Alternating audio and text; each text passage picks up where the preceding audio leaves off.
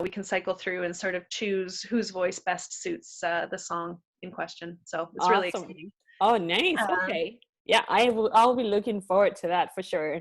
Thank you. Me too.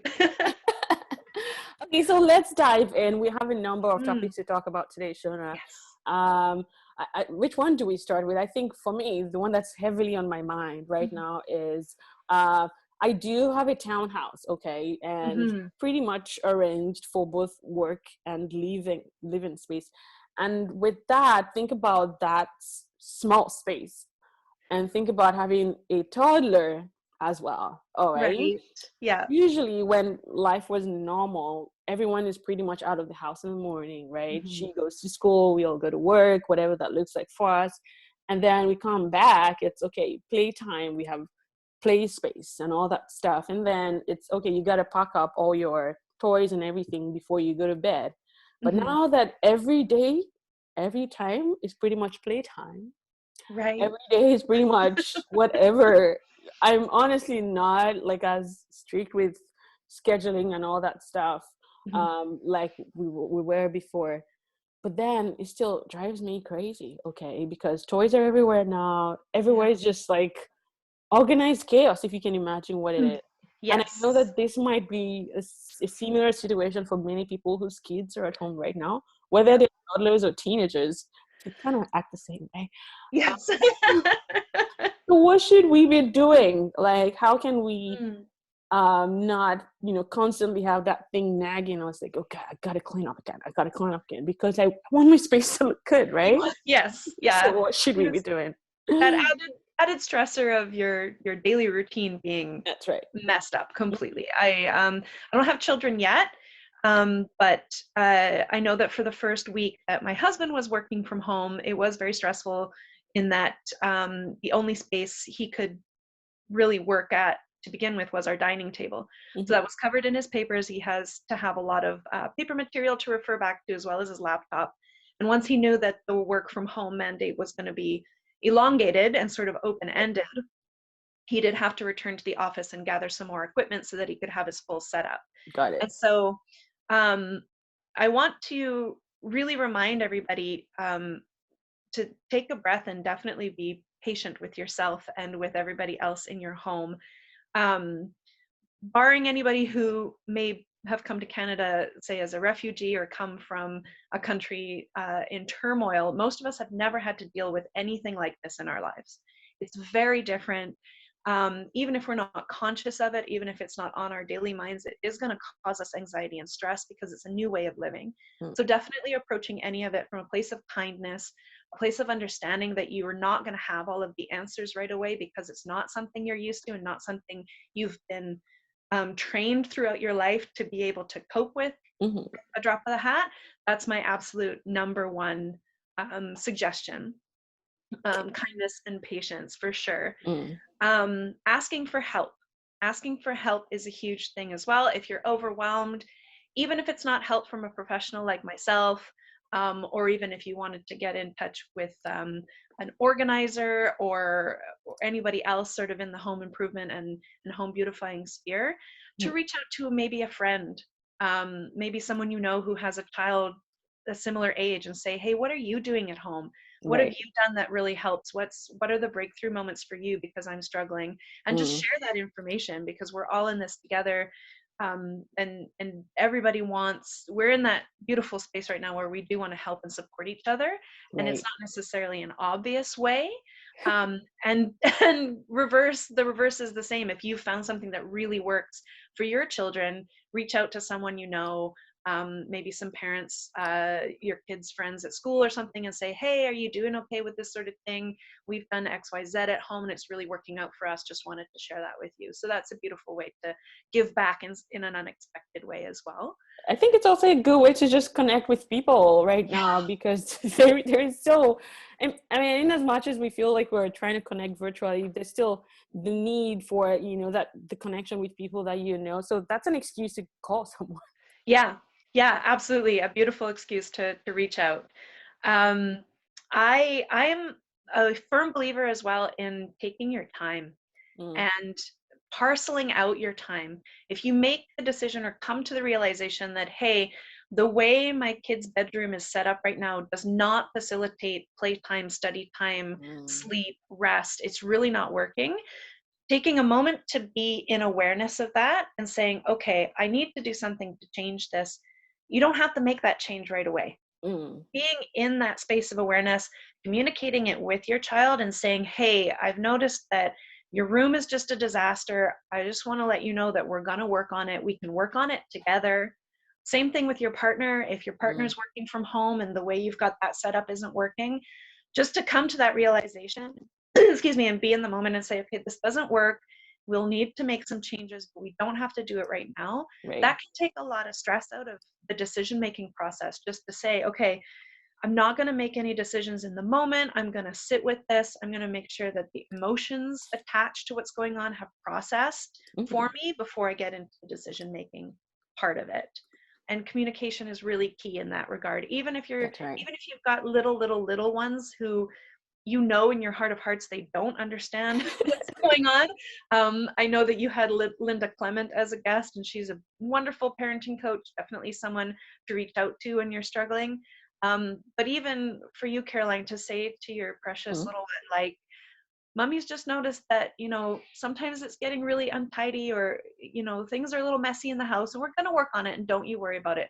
And then she just knows that she doesn't have to think about it, or, that if one day she's expecting to play, but you've decided that's the day to move things in her room, at least you're communicating that to her in a way that she can understand.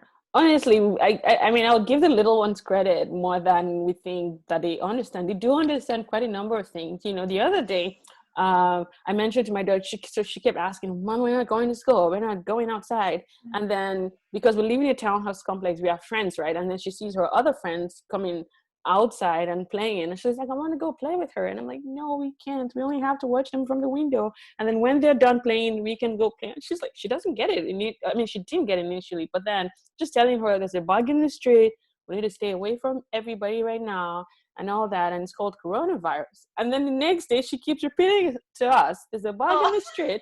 It's called coronavirus. It's making everyone sick. And I'm like, well, there you yeah, go. Maybe that's her they do. processing it. But yeah. Oh, so cute. And your daughter is so beautiful. She's Thank such you, a little Shona. munchkin. Oh my God, I love her. So yeah, definitely having that patience in mind. And I know that's easy enough for me to say, Um, but if you are able to gift yourself that sort of breath Mm, between feeling and action, I think that that's a beautiful way to relieve the stress and the anxiety of. I know that even for me in the moment, especially when my husband had all of his stuff spread on the dining table, I was just, ugh. But I knew that if I tried to fix it when I was there, it yeah. wasn't going to be the right fix. Right. And thankfully, he had already thought some things through, and he said, I know that once I have my full setup, I'm going to need to put it together differently. What do you Mm, think about using this side table that we have? And it all mm, worked out really well now. So yeah. we moved our living room furniture over a little bit, our dining room furniture over a little bit, and his setup is in between the two spaces. Yeah. It's tucked away. It's working really well for us. We can still use our living room and dining room to the fullest, Hmm.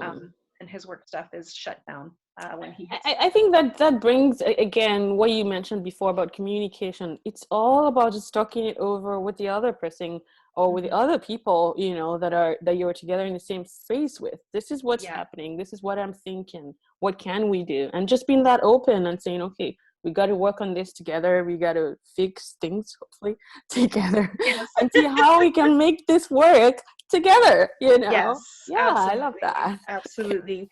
And to not be too attached to the first idea you might have for improving your space.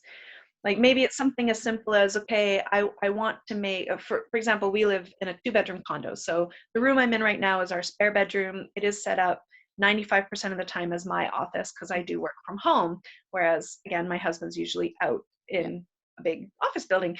Um, Simple things might work, like turning your dining room the other direction, turning the Mm, table the other direction if you have a rectangular table. Creating some space that way, for us, really worked out in order for my husband to have his work area. right. Simple things like that, like rearranging. Maybe you have the sofa facing the TV and a couple of armchairs floating, maybe spinning that we'll give you some extra play room for the kids, or somewhere new that they can sit if they're doing schoolwork on a laptop or an iPad, or I don't really know what kids use at school anymore. For me, it was still a notepad. But I know. that's something that I have to wrap my head around now. It's like, oh, kids are doing everything digitally. That's They are. yeah, And right now, I think given they're up to using laptops, or I think mostly using Chromebooks in school now and doing all right. their most of their work on it. But yeah. Yeah. Yeah. So little things that you can just rearrange your furnishings a little bit Mhm. more. But if it doesn't work and it's not working, don't force it. Change it back. Right. Try something new. Don't be so attached to feeling like you have to make a decision and stay in that decision. Right. Um, because as this changes, as this evolves, we have to be adaptable. So not having that attachment to it has to be a certain way, because it's not likely to stay that way. When you do find something, though, you can come back to that communication stage, Yeah. reach out to someone and say, hey, I set up the coffee table and some cushions on the ground so that the kids can color, or the kids can, Hmm. study or watch if they have, videos from their teachers online and things like that. Like, definitely share that with your friends and And I family. like what you said about patience too, and understanding that the times we're in is not necessarily what our normal lives are, and just to be patient with ourselves because Yes. that reminds me, for some reason, my daughter started getting obsessed with tents and building tents in the house, all right, Oh, this past week. And it's like she just finds anything to build her tent with. And then my husband was like, do we need to order a tent now? And then have her have an actual tent in the house and stuff like that. And I'm like, oh, you know what? I actually have a tent. So there's this tent that I use for portrait sessions outside that people can change in. So it's a little makeshift thing. right. And then we had to install that in the middle of the living room. So we have that for about 2 hours a day. Oh my gosh, you need to test in the excitement when we put this thing up. She was like you could get her to do anything because she had that. So it was like a joker for us. Like, and it's not something we would do on a normal day, like build a huge tent in the middle of the living room. But it gave all of us some peace, and Right. just being able to have some relief that she was happy, we're happy. And then we pack it up after a couple of hours and then put it up the next day again. So I like what you said about patience there, and just going with the times as well and taking it Mhm. easy on ourselves. Some of us are perfectionists. We like everything been, Yes. but Yeah, giving yourself grace is probably a good idea at this time. absolutely, absolutely. And I like what you said about how you have a reset. And Mm. I think that's very important to build in 15-ish minutes, either first thing in the morning or before bed, to Hmm. reset your space. And Right. if your children are old enough, to encourage them to do the same. Maybe it's Hmm. like right after dinner or something like that. If you've decided that evening is screen time, or what Mm. have you. If it's their studying space, saying, okay, maybe we're going to stop doing any schoolwork at 3:30, and for 15 minutes, let's just put all the pencils back where they go, or fold everything up the way it's supposed to, Yeah. so that it's ready for the next day, so that you're not Yeah. scrambling at the beginning of the next day to find things or to rearrange things. I think that having a reset is very, very important. Hmm. Anyone who has followed one of the best websites for organizing anything organizing is called Fly Lady, Okay. like FLY, like a little bug. Okay. Um, and she has awesome daily habits that you can start. And one of her easiest resets is that every night before you go to bed, empty and quickly wipe out your kitchen sink. And I've Oh. always loved that. That's just a simple thing. It takes like 5 minutes, but it gives you that sense of resetting for the next day. And Hmm. I think that that's very, very important in times like these that are very uncertain. If you can build that into your routine, I think it's very beneficial. It's very soothing for the human brain to have that time to sort things Awesome. out. So I'm just going to add that flyly to the resources we'll be sharing later on so that people can kind of revisit that. I think Okay. it's flylady.net, all one Okay. word, I believe. Got it. Okay. I'll add that to it and then we can share Great. that later on. All right. So I know I probably interrupted you at some point with my Oh, nice stuff. So no, just wanted to love make sure that we have all the points cleared out it. Mhm. for helping our homes, especially with kids at this time, right? Yeah, Good to know. absolutely. And giving yourself realistic timeframes to do any larger, if you want to move a lot of furniture, um, I don't know, like if you do have, say, a townhome with a rec room in the basement, and maybe you want to be setting that up, moving furniture around, definitely, again, taking the time to be in awareness of where you're at with the problem, Mm, taking your time to come up with a solution, and taking your time to plan when you want to execute that best suits the entire family, mm-hmm, and being okay with, okay, today all I'm going to do is plan it. mm, Plan it, make a list, make a schedule. That's the only thing I have to do for now, and set it aside. And right. then have your time to do the physical action. I think that parceling things out like that is very helpful.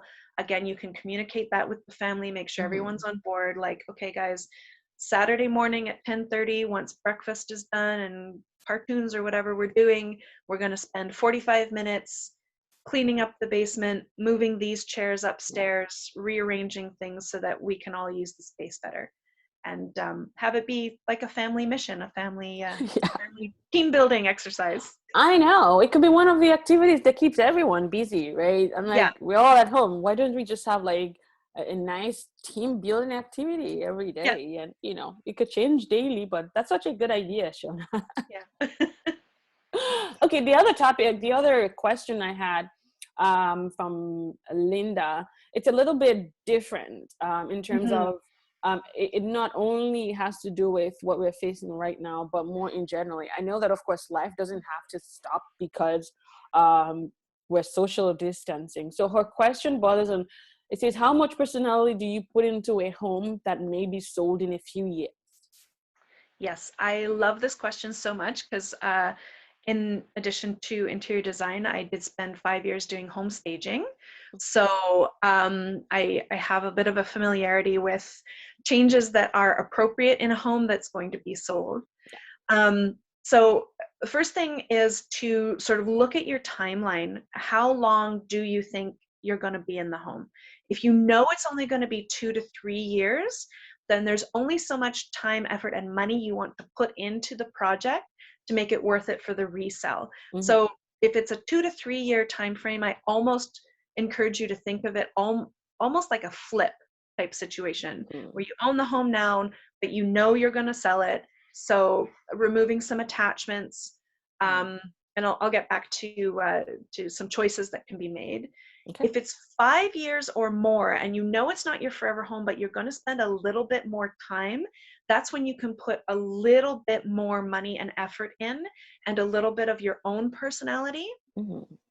So coming back to the choices that you can make, for example, if you're only going to be in a space for 2 to 3 years, if it's, say, an older condo that you live in, and maybe like kitchens and bathrooms are always the best investment to make changes Right. for sale. Um, I encourage you, if it's short term, sticking with something trendy. I can't believe that those words came out of my mouth because I'm not a trendy designer. I like very unique, very eclectic design. But something that you would see sort of in some new developments. Mm, Be sure to check out any advertising that's coming out on things that are being built nearby, mhm, sticking with a very neutral but bright and uplifting palette, and doing a few structural changes, more so than just cosmetic. right, But don't be taking down any walls. That's not really going to be right. worth it in terms of return on investment. Mhm, Because if it's, say, one of these buildings that's like late 60s, early 70s, our building is 1976 and it's actually really well built. But a lot of these buildings, they just have a tiny little square kitchen. mhm, You don't want to be moving walls or anything like that, because people are going to come in, see the potential, and see how they want to live in it, and they're going to rip everything out anyway. So what you want to do is some really good choices in cosmetic uplifts. Not a lot in hard materials. I would stick to paint and resurfacing as much as you can, rather than replacing tile or anything like that. mhm. Don't necessarily invest in a fancy, pretty backsplash for the kitchen. Just keep it plain, plain, plain, really clean, really sleek, um, fresh and cheerful, and let the next person coming in make those decisions on how they want to update and rip out the space. Definitely reach out to a designer construction professional such as myself, or even a general contractor who might be willing to do an hour's consultation with you to walk through the space, tell you what's feasible. If you are already working with a real estate agent or have a real estate agent in your life, get them to do a bit of market research about comparable buildings nearby to let you know what your maximum budget really should be, and how much money you're going to get back based on other units nearby, or even if it is a townhouse or a condominium, other units within your building in the past few months. Because depending on the market, it could be that people are buying into your building wanting units that have less renovations so that they can take everything down to the stud. So you don't want Right. to put a bucket load of money in and then find out that that actually makes your unit less desirable. Yeah. Or the new owners are still going to take everything down and then rebuild it Yeah, to the exactly. So yeah, you want to stick to the 15 to $20,000 renovation if that's going to be the case, rather than the 40 to 50. okay. That being said, if you're going to stay in the home for 5 years or more before you sell, that's when I say take the opportunity to put a little bit more of your personal stamp on things, even if it's just going for, say, a louder color scheme in your paint or some accent walls, something that you know that in 5 years when you're ready to sell, you can paint back over. Mhm. Um, I would say in that case, also invest a little bit more in your furnishings and your decor, and make sure that those items are something that you really love and would want to take to your next home. But definitely putting a little bit more of your own heart and soul into the space if it's 5 years or more, because you don't want to feel like you're living in a show home before you Okay. sell the place. Okay. And you want your life to actually continue and thrive in this space, and not have that nagging psychological feeling like you're Right. living in someone else's home and keeping it good for them, which is kind Hmm. of the feeling that you get if your home is staged for sale, or if you are renovating it to sale. It's this weird feeling of this, yeah, it's not yours anymore. So if it's 5 years or more before you're going to be selling, definitely put a little bit more of you in. So let's talk about people that aren't planning on selling, because you mentioned some people, it might be their forever home. What steps Yes, should they be taking apart from definitely scheduling this consult with you and getting to yes, please. hear professionals talk? Yeah, plug me that in. Talk to professionals about this, but what steps should they be really taking into making it more like them? You know. Mhm. I love this question so much because this is where I thrive in what I do. I love to find out from my clients what makes them happy. What makes you happy? What is your passion in life? What really brings you to life? What gets you really jazzed up? What makes you excited for the future? I like to know what your plans are, what your goals are for the space. Hmm. Lots of people, they want to come home and feel relaxed. They want their space to be somewhere where they can unwind. Maybe they're a little bit more introverted, or maybe family quiet time is what is of highest priority in their home. So that space is going to be designed a lot differently than someone who likes to throw parties, or someone who's sort of the neighborhood hub. There are those people who their house is where all their kids' friends come after school, and maybe those moms come over for a cup of coffee or a glass of wine, and they have a hangout. So that space is going to be designed a lot differently than someone who wants it to rest and relax and Hmm. unwind. So definitely finding out the purpose behind your space, how you want to use your space, especially out here in the Tri-Cities area. A lot of the homes are 60s or 70s or even 80s built. A Hmm. lot of them are split level or multi-level homes Right. that were designed for the lifestyle of the time. And of Hmm. course, we don't really live like that anymore. These homes are, you know 30, 40, maybe even 50 years old. Hmm. So how can we repurpose these spaces to best suit how your family lives? Right. Maybe your space has one of these typical family room, formal dining room, eat-in kitchen, and formal living room. Who uses those anymore? Is that really what you want to use the space for? It's, it's sort of instinct to move in and put our furniture the way the rooms tell us to use Yeah. them. But when we can go in and say, okay, the eat-in kitchen is fine. We don't throw dinner parties. If we do have people over, it's usually a barbecue in the backyard. So we don't need the formal dining room. What can you use that for? Is that maybe a better space for a kids' rec area? Do you want to put a TV in there, have all the toys be in there, be able to close the door, and it's just out of sight, out of mind? Right. You can keep all the clutter in there, and the rest of the home feels like an adult space. Mm-hmm. Is that a better place to have a home office? Is it somewhere that maybe you have an elderly relative that comes to stay? Is that a better place to have a guest room so they're not having to come up and downstairs? There's so many different ways that we can use a home than Mm-hmm. how it's been originally designed. Right. Maybe it would be better to blow out all the walls and make one huge great room where there's a floating dining area, a sitting area that's for the TV, and then a sitting area where someone can be reading a book or playing a game on an iPad or a Nintendo Switch or something like that. So the family can all be together but doing separate activities. There's so many different ways that we can use a home other than the way it was originally built. And that's what gets me really passionate about working with people and finding out what their goals are and what makes them happy, decorating the space based on their family interests, their passions, choosing colors that really uplift them and Mm-hmm. relate to their personal psychology. Yeah, there's a lot of layers there. Yeah, I know we touched a little bit on color psychology before we started streaming live, and Shona was like, Yes. "Oh my, that's probably going to take the whole day," and there's so much involved with that, and I totally get that Yes. because it's different for each person, right? It depends on, like you said, Mhm. how you want your home to feel, what you want the personality of the home, to be, and how you want that to be in tune with your own personality. And we're going to talk a little bit more about what Shona does with her virtual and in-person consults, and how she can help you do that at the end of it. But Shona, did I miss any point from what we were previously talking about? I don't think so. There's so much. I mean, we could talk for hours, and I could talk for hours and hours. If that's me. But yeah, just I highly encourage people to also shop around, talk to a few different designers, especially those of us who do offer free discovery phone calls, some free interaction before the consultation process begins. Definitely go with your gut. Mm-hmm. Um,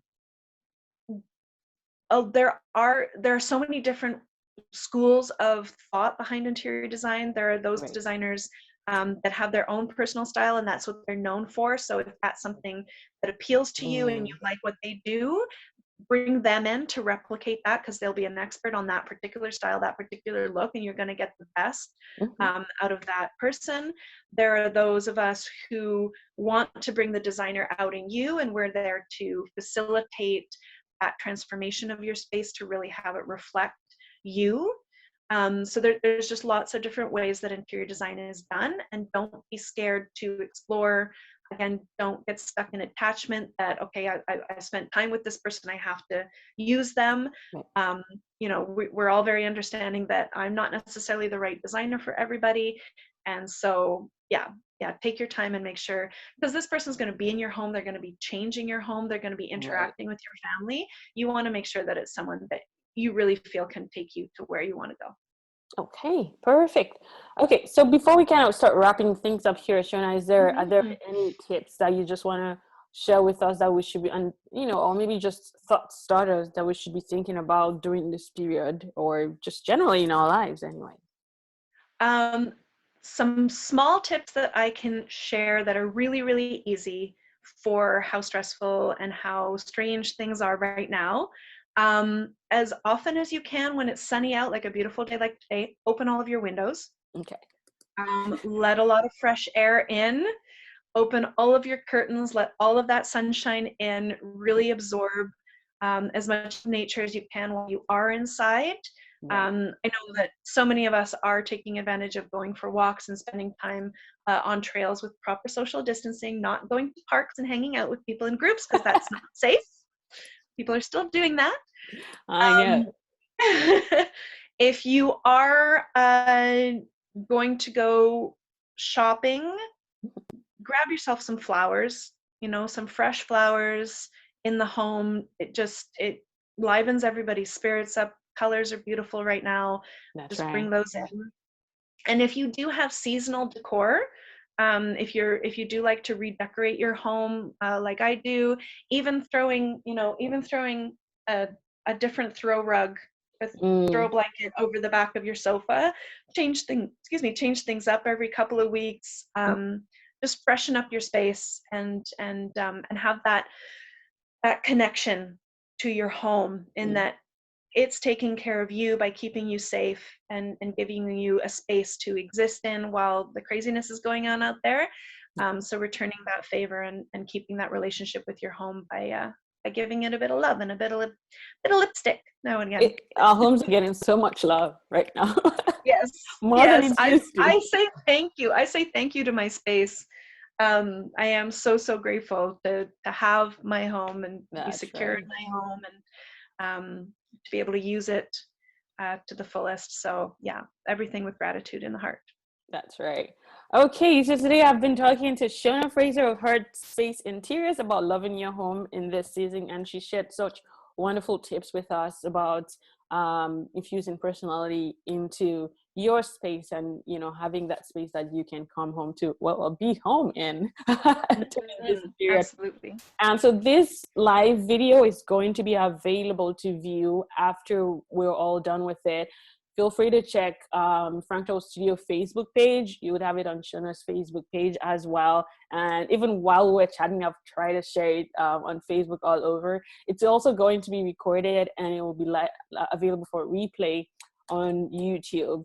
Yeah, and we kind of mentioned briefly over the course of the conversation about Shona is the owner of Hackspace Interior. She offers 30 minutes complimentary phone conversation if you're thinking of changing something up in your home, or redecorating, or just doing a total makeover for your home. Shona offers that free 30 minutes call, and she offers a consultation as well. So Shona, talk a little bit about the consultation that you offer, and how it helps with people. I know that you've mentioned in my ears before that sometimes, and you kind of mentioned it over the conversation too, sometimes you're trying to get a feel for who this interior designer is and Mhm. what he or she is about. And so how does that consultation help with when you're thinking of doing something with your home? Sure. So I'll start with the discovery call. Yeah. So given the times that we're going through, I'll do that either over the phone, or if you prefer to do it as video call, we can do that as well, just so that we can be face to face and have a little bit more socialization than just a voice. Yeah. Um, so the way it's working for me for a virtual conversation, when I do a consultation in person, I'll generally walk through the home with you. Any ideas that I have in the moment, I give right there and then, because Okay. it is a paid consultation. So Yeah. you might as well be getting my ideas and my expertise on the spot, because you are Right. paying for my time. Right. Um, and then we discuss your goals, what I think you can do if it's a renovation, where I think the changes can happen structurally. Mm. Um, and then from that conversation is if you do want to move forward with any kind of package with me, whether it be renovation drawings, concept materials, specifications, a furnishing package, anything like that, Right. I would quote you from that conversation. But Okay. it goes an hour to an hour and a half. It's a flat fee. When I'm doing it virtually now, it's going to be bring your phone along, flip the screen, kind of do a slow scan of your space with me on the Yeah. phone. And again, I'll give you as many ideas as I can. Obviously, virtually, in the moment, I won't be able to do measurements or sort of pace Right. things out and tell you what I think. But we can have some conversations via email, where you can send me some photographs and some measurements. I'm thinking if it's a general idea concept that you're wanting, if you do plan to do renovation, I can still do construction drawings with approximate measurements for now, Yeah. that once things are settled a little bit and I could come into the space, I could do more exact measurements. Or if it's a situation where you have a key code on the door, if you're going out and you feel comfortable, I could come in and do measurements when you're not there, or we can do it with social distancing. There's lots of Right. different options. I am still doing some in-person consultations, and I do bring a mask and gloves with me Yeah. for safety. So that's an option, or we can just keep our physical distance. So there's lots of options right now. Yeah. Obviously, if you do have a budget to do any renovations or redecorating projects, at least getting a plan in place now and having that Mm, ready to go. that's I right. always love to have a plan in place for a general contractor where you have drawings ready to go, you have all of the materials specified, and you can just hand that over to somebody. Mhm. It takes a lot of the stress out of it, and then I'm there to do site visits and to correspond with the trades. But lots of different options. So please don't feel stuck. If you do want to make some changes to your home, please give me a call or reach out, and let's see what we can do. Awesome. Thank you so much, Shona. And Shona does a lot more than just interior design. She's got her own podcast. So if you want to listen to Shona talk about different things that are pretty interesting, and she's got guests on over in the podcast as Yeah. well, and just share things going on around the world. Shona's podcast link is up here. Feel free to reach out and enjoy Shona's podcast. All right, I think we're finally at the end of today's conversation. I'm just going to put up next the next series of conversation. I'm Mhm. very excited about the next one on the 10th of April. We're going so if you're a business owner, you know anyone who's got a business running or has any business thing going on, you definitely want to be tuned into the next one on the 10th of April at noon. I'm going to be talking to Alyssa Van Rurik and Liki Lavji on getting clarity on your brand and your business processes. And then, okay, we actually have a date for the next one is the 13th of April. I should update that. Anything about digital marketing, marketing automation, which you should be thinking about right now if you are a business owner, definitely want to tune into that one. It's on the 13th of April. And then the next one on the 14th of April, we'll be talking about increasing brand visibility, talking to Leanne and Ryan, who are both awesome graphic designer and video production company.